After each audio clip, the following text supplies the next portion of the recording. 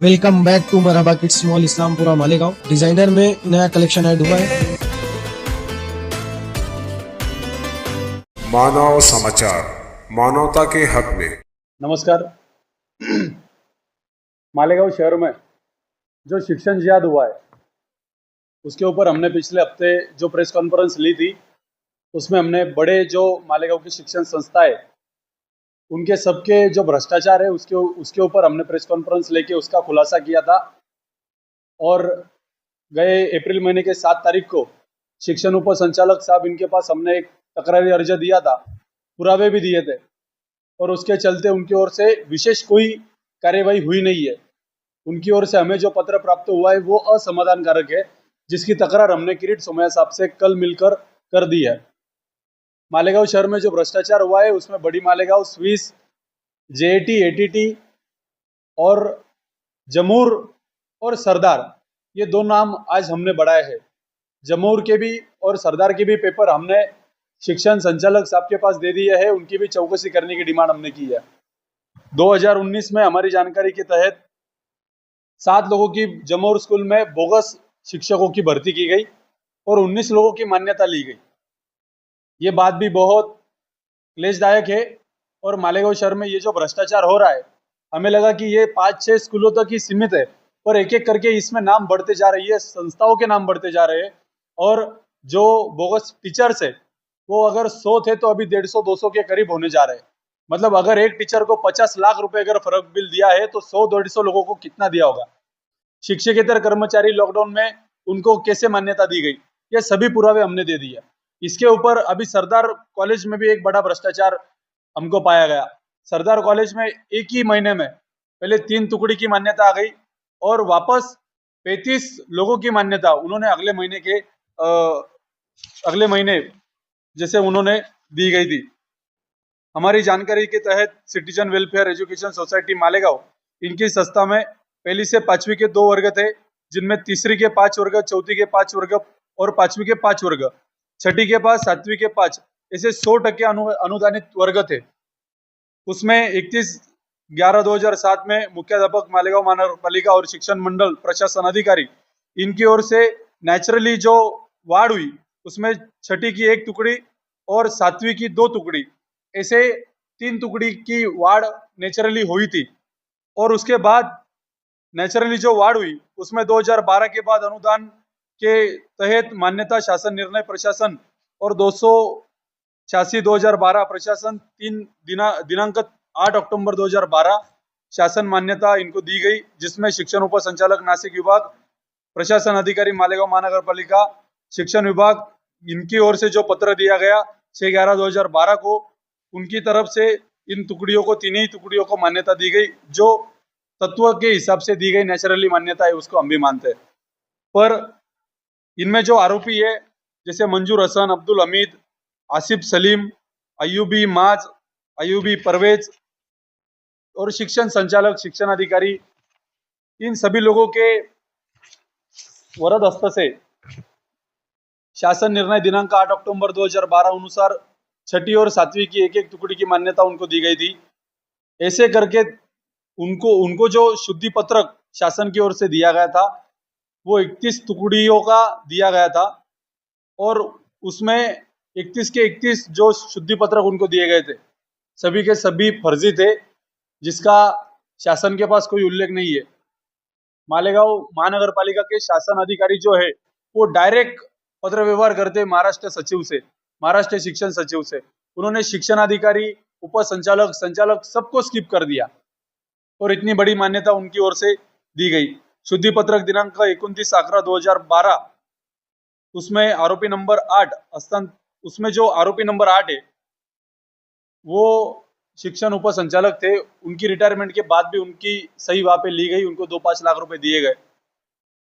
ऐसे करके उन्होंने 35 लोगों की मान्यता वहां पे, टुकड़ियों की मान्यता वहां पे लेके आए। दिनांक 13 फेब्रुवारी 2013 टुकड़ी मान्यता प्रतकरिता संदर्भ क्रमांक 2 प्रशासन अधिकारी मनपा शिक्षण मंडळ मालेगांव, इनकी ओर से अहवाल जावा क्रमांक नगर पालिका शिक्षण मंडल शिक्षण 853/2012 23/12/2012 को पूर्णतः बोगस बनावट थे और ऐसा कोई भी प्रस्ताव शासन के पास मान्यता के लिए भेजा गया नहीं था, फिर भी उनको मान्यता दी गई। मुख्याध्यापक इनकी ओर से मासिक पत्र महानगर पालिका शिक्षण मंडल कार्यालय दरमाहा जमा करते। सदर मासिक पत्र में एकूण विद्यार्थी पट संख्या तुकड़ी मान्यता थी, जिसकी माहिती मासिक पत्र सितंबर 2012 पहली से चौथी विद्यार्थी पट संख्या 1466, पांचवी से सातवीं विद्यार्थी पट संख्या 885।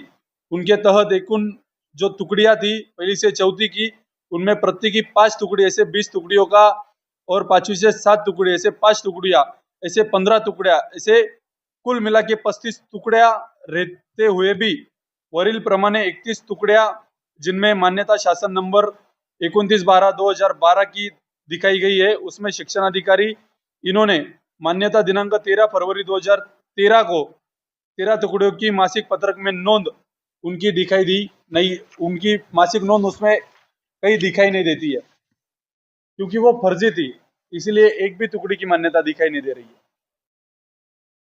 ऐसे ही मासिक पत्र में विद्यार्थी पट संख्या टुकड़ी मान्यता है या नहीं है।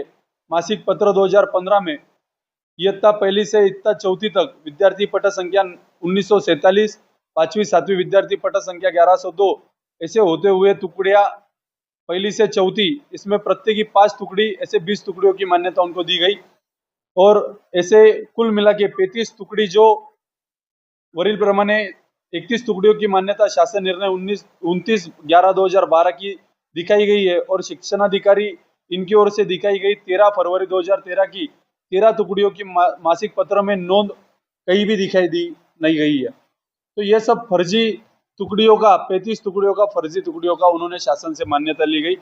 जो हमने उसके जो पेपर्स है वो सभी के सभी शिक्षण संचालक के पास दे दी है, और अभी मालेगांव शहर में सरदार और जमूर इन दोनों स्कूलों में, जैसे जमूर में भी अनुकंपा पे कुछ लोग लगने की बात कर रहे थे, उन्होंने जो रीतसर कागज पत्र थे वो संस्था संचालकों को दिए गए, पर जमूर में वैसी कोई भी भर्ती 2019 के बाद की गई नहीं, क्योंकि उनको जो अनुकंपा पे लोग थे वो कायदेशीरता कायदे प्रणाली से उनको स्कूल में लेना अनिवार्य था, पर उनको वैसा आर्थिक लाभ कहीं मिला नहीं होगा, इसलिए मुझे लगता है उन्होंने अनुकंपा पे किसी भी लोगों को लगाया नहीं है। ऐसे बहुत से लोग हमारे पास आए, जैसे सरदार हाई स्कूल की ये 35 टुकड़ियों की मान्यता है वो गई रहे, शुद्धि पत्रक गई रहे।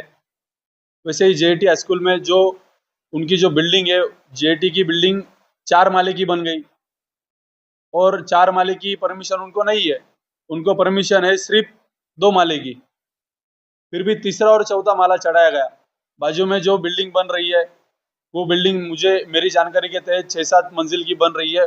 उसमें जो इंजीनियर है वो इंजीनियर पुणे में जो उन्होंने बिल्डिंग बनाई थी वो बिल्डिंग गिर चुकी, उसमें कई लोगों की जान चली गई।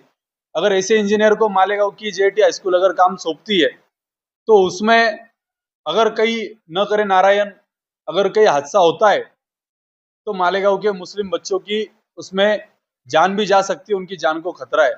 तो इसे जान से खिलवाड़ करने का काम अगर संस्था चालक वहां पर अगर कर रहे हैं तो ये बहुत शर्मिंदा की बात है। लोगों ने इनके ऊपर जो विश्वास रखा है उसको, उस विश्वास को तोड़ने का काम जेआईटी में हो रहा है। जेआईटी में जो लोगों की शिष्यवृत्ति बच्चों को मिलती थी, उन शिष्यवृत्ति पे भी रोक लगा के उस पूरी शिष्यवृत्ति को, कम से कम वो 2-2.5 करोड़ का भ्रष्टाचार है, और उस पूरी शिष्यवृत्ति को उन्होंने अपने पास रखा और बच्चों को 1 भी रुपया दिया नहीं। ऐसे बहुत सारे बच्चों की पेरेंट्स की कंप्लेंट हमारे इस पिछली पत्रकार परिषद के बाद हमको मिली।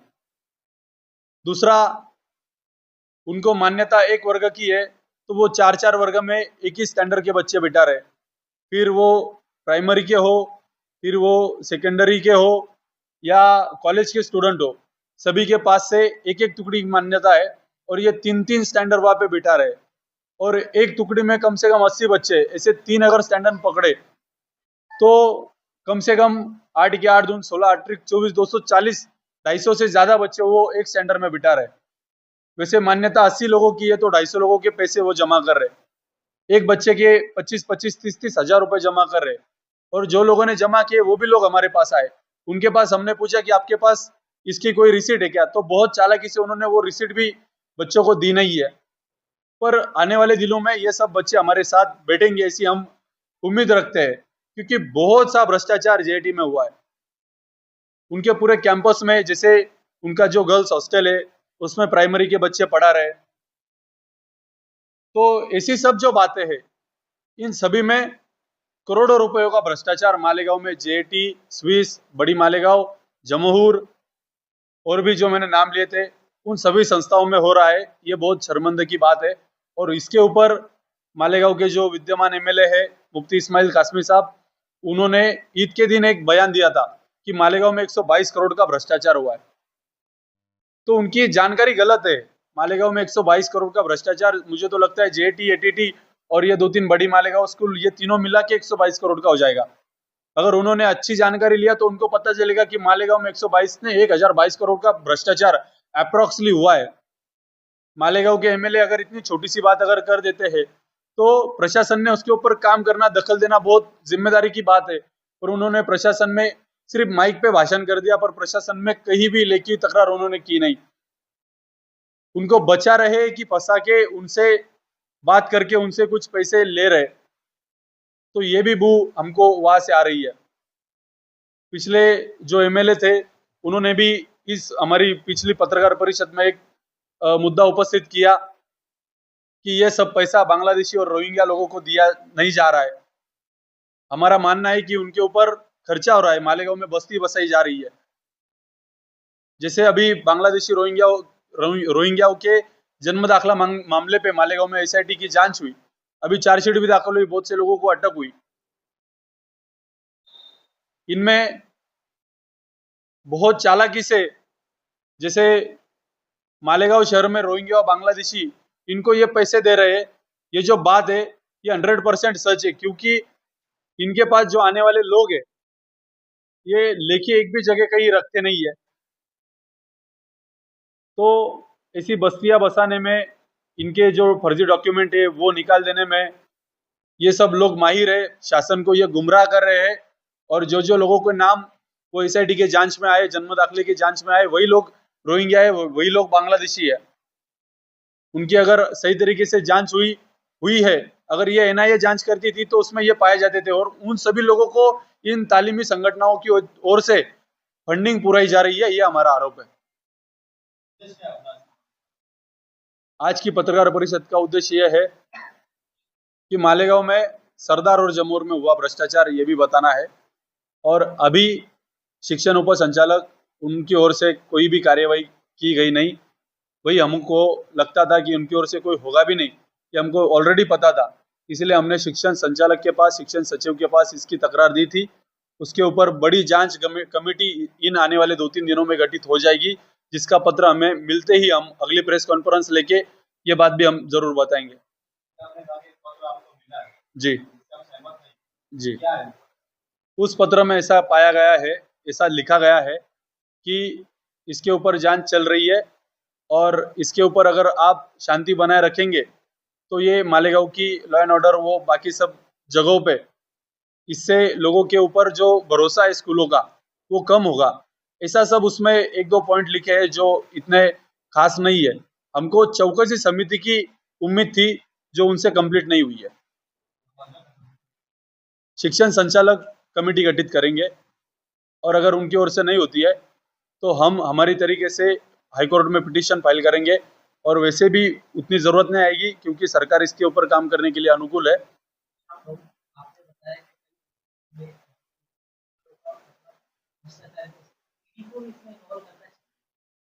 अरे भैया, नवीद अख्तर, सागिर अहमद जो गुलाब पार्क में इतनी बड़ी प्रॉपर्टी लेके बैठे हैं, उनके डॉक्यूमेंट्स हमने ऑलरेडी ईडी के पास दे दिए हैं।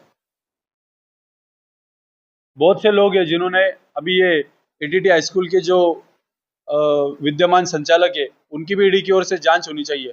उनके भी डॉक्यूमेंट्स हम सब जमा कर रहे हैं।